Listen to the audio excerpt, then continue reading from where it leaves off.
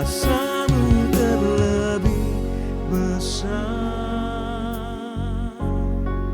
Tuhanku terlebih besar.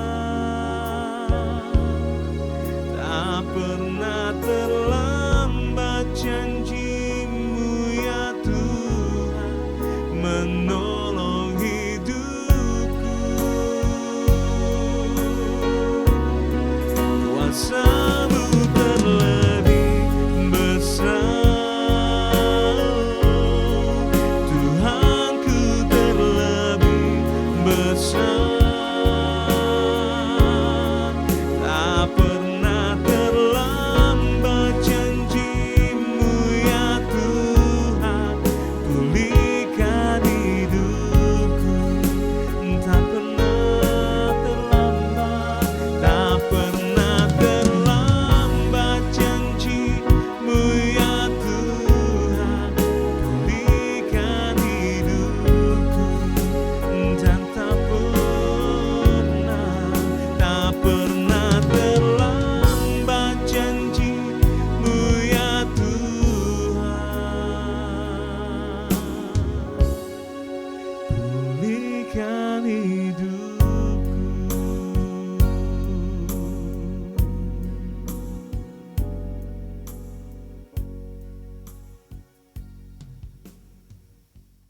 Shalom Bapak Ibu sedang kasih Tuhan, saya ucapkan selamat pagi.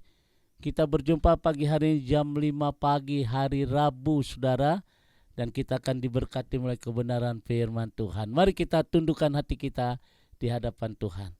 Kembali Tuhan, kami siapkan hati kami untuk diberkati oleh kebenaran firman-Mu. Dalam nama Tuhan Yesus kami berdoa, haleluya, amin.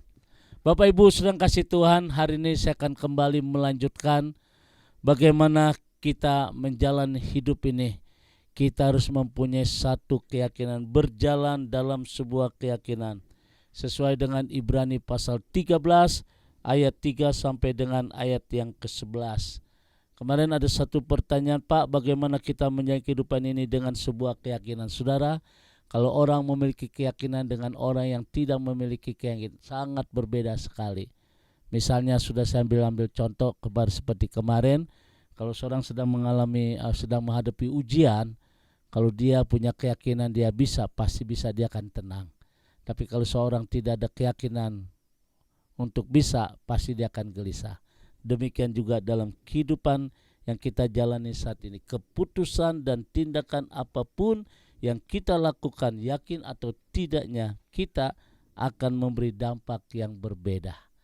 Nah, pertanyaan bagi kita hari ini, Pak, bagaimana kita menjalin dalam sebuah keyakinan dalam hidup ini? Yang pertama, saudara, kita harus yakini bahwa Allah punya rencana yang indah. Dan yang kedua, saudara, ya sesuai dengan Ibrani pasal 12 ayat 10, dikatakan mendidik dan menghajar.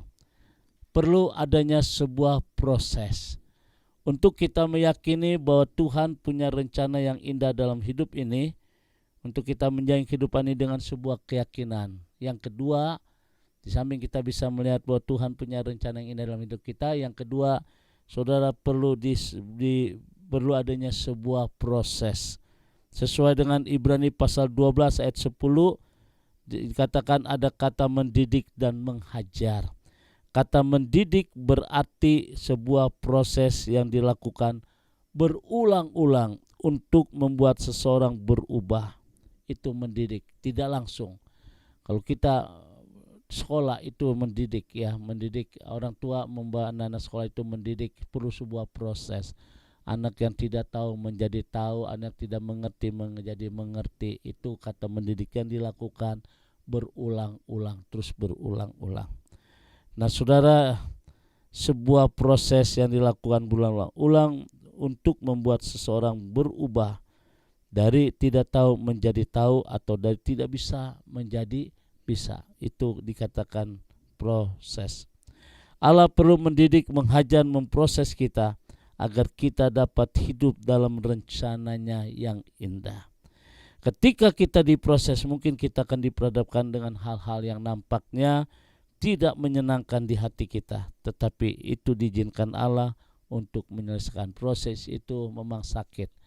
Proses itu memang sangat menyakitkan, tapi di balik proses itu, saudara yang kasih Tuhan, Allah yang kita sembah punya rencana yang indah, yang begitu luar biasa.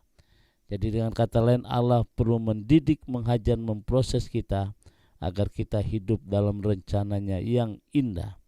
Ketika kita diproses mungkin tidak menyenangkan di hati kita, tetapi izinkan Allah menyelesaikannya itu. Sebagai sebuah contoh Bapak Ibu, seorang pelukis sedang membuat sebuah lukisan. Kita tidak dapat melihat sebuah karya yang baik ketika proses itu sedang berlangsung. Kita hanya dapat melihat sapuan cat yang nampaknya berantakan. Tetapi bagi seorang pelukis, setiap sapuan cat tersebut memiliki arti yang khusus. Izinkan dia menyelesaikannya, barulah kita dapat melihat hasilnya yang indah. Bagi seorang penulis, setiap coretan-coret itu mempunyai arti dan makna. Bagi kita yang melihatnya hanya sebuah coretan biasa, tetapi izinkan sang pelukis itu menyelesaikan, baru kita melihat hasil karyanya. Demikian juga dalam hidup ini. Ketika kita diproses oleh Tuhan, izinkan tangan Tuhan yang sanggup menyelesaikan itu, maka kita akan lihat karya yang indah. Oleh karena itu Bapak Ibu, bagian yang kedua ini, bagaimana kita hidup dalam keyakinan perlu adanya sebuah proses. Proses memang sakit, tapi hasilnya menyenangkan. Saya percaya saudara terus bertahan dalam prosesnya Tuhan, baru kita akan lihat tangan Tuhan yang luar biasa, yang sanggup menopang saudara. Mari kita tundukkan hati kita di hadapan Tuhan. Satu pelajaran yang indah pada pagi hari, kami boleh mengucap syukur ya Tuhan. Kalau hari ini kami sedang menghadapi tantangan, kalau hari ini kami sedang menghadapi satu perjuangan, itu bagian dari prosesnya Tuhan. Kami percaya bahwa tanpa Tuhan kami tidak mampu. Tapi dengan Tuhan, Tuhan memampukan kami. Tuhan berkati umat-Mu. Dalam nama Tuhan Yesus, yang bekerja Tuhan berkati, yang usaha Tuhan berkati, yang ikut berdagang Tuhan berkati, dalam segala hal Tuhan berkati. Demikian kami sebagai orang tua, jadikan anak-anak kami berhasil.